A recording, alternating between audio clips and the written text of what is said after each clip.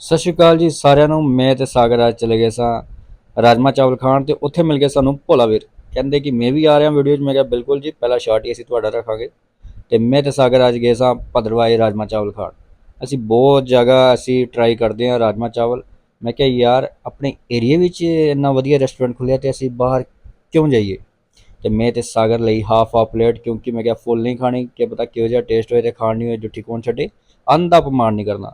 ਤੇ ਰਾਜਮਾ ਚਾਵਲ ਨਾਲ ਇਹਨਾਂ ਨੇ ਤਾਂ ਪਨੀਰ ਦਾ ਪੀਸਾ ਕਹਿੰਦਾ ਬਹੁਤ ਹੀ ਵਧੀਆ ਹੈ। ਤੇ ਨਾ ਕਰਦੇ ਅਸੀਂ 6 ਮਿੰਟ ਵਿੱਚ ਆਪਣੀ ਪਲੇਟ ਚੱਟ ਕੀਤੀ ਤੇ ਆਪਣਾ ਬਿੱਲ ਕਟਾਇਆ ਤੇ ਅਸੀਂ ਨਿਕਲ ਗਏ ਆਪਣੇ ਘਰ ਵਾਲੀ ਸਾਈਡ।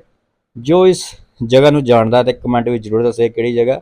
ਐਂਡ ਵਿੱਚ ਮੈਂ ਤੁਹਾਨੂੰ ਇਹੀ ਕਹਿਣਾ ਚਾਹੁੰਦਾ, ਟੇਸਟ ਤੇ ਠੀਕ ਸੀ, ਮਗਰ ਜੋ ਇਹਨਾਂ ਦਾ ਰੇਟ ਹੈ ਬਹੁਤ ਜ਼ਿਆਦਾ ਹਾਈ ਹੈ। 270 ਰੁਪਏ ਲਏ ਇਹਨਾਂ ਨੇ ਦੋ ਹਾਫ ਪਲੇਟਾਂ ਦੇ। ਐਜ਼ ਏ ਕੰਪੈਰੀਜ਼ਨ ਬਾਕੀ ਬਹੁਤ ਸਸਤਾ ਹੈ। ਟਰਾਈ ਜ਼ਰੂਰ ਕਰਿਓ। ਇਹ ਆਪਣਾ ਤਲਾਬ ਤੋਂ ਥੋੜਾ ਅੱਗੇ ਗੋਲਪੁਲੀ। ਤੇ ਹੁਣ ਅਸੀਂ ਮਿਲਦੇ ਹਾਂ ਨੈਕਸਟ ਵੀਡੀਓ ਤੇ। Bye bye.